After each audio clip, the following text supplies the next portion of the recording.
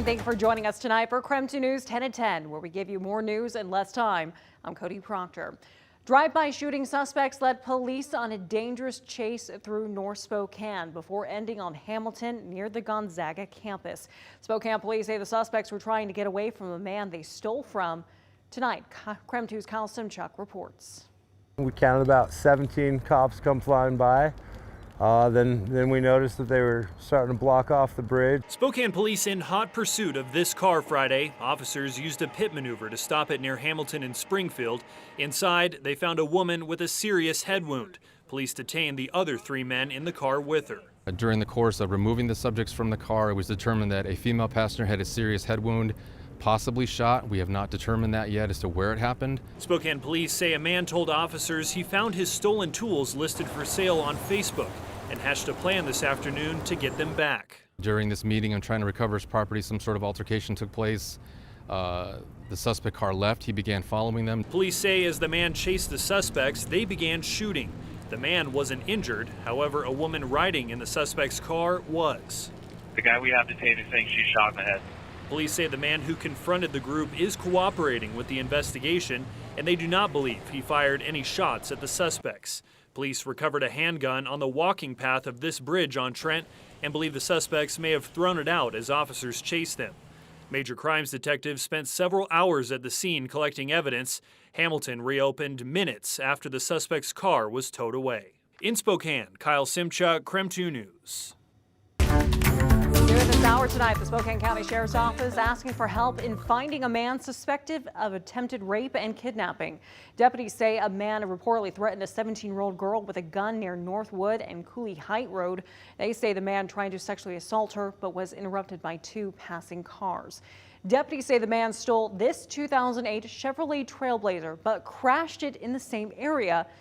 Deputies are asking people living in the area to check their Ring cameras for this Blazer and a man described as about 6 feet tall with long brunette hair, wearing a black shirt, black pants, a hat, and a black facial covering. If you have any information, contact the number at the bottom of your screen. Earlier tonight, we learned the fisherman who went missing on Lake Roosevelt last week has been found dead. The National Park Service says his body was found in the water late this afternoon. We know last Friday, 51-year-old Eric Jensen left the Bradbury boat launch to fish on Lake Roosevelt by himself.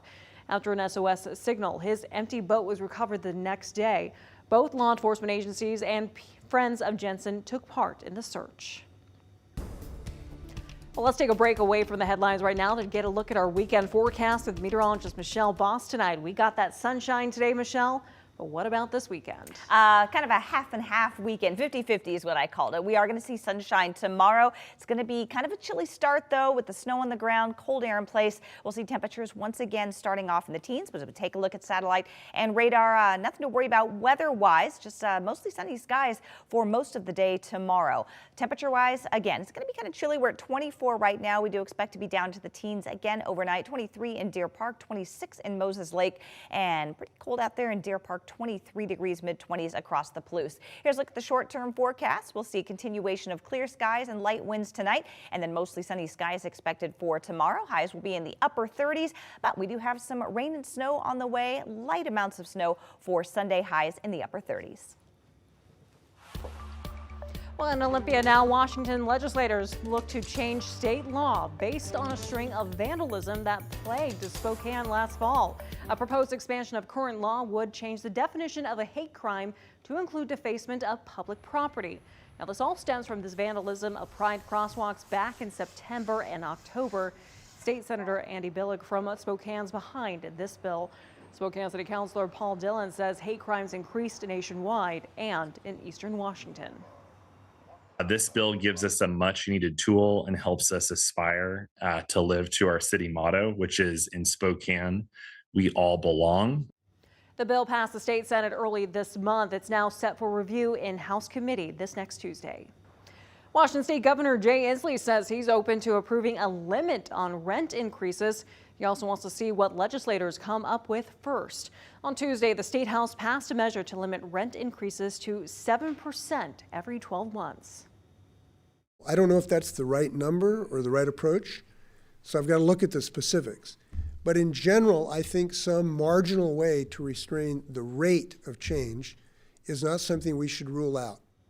Right now, we don't know if the bill has enough support to pass out of the Senate. Nike is cutting more than 1,600 jobs, around 2% of its global workforce. The company says it's looking to cut costs as it warns of weaker profits this year, with consumers cutting back on non-essential items.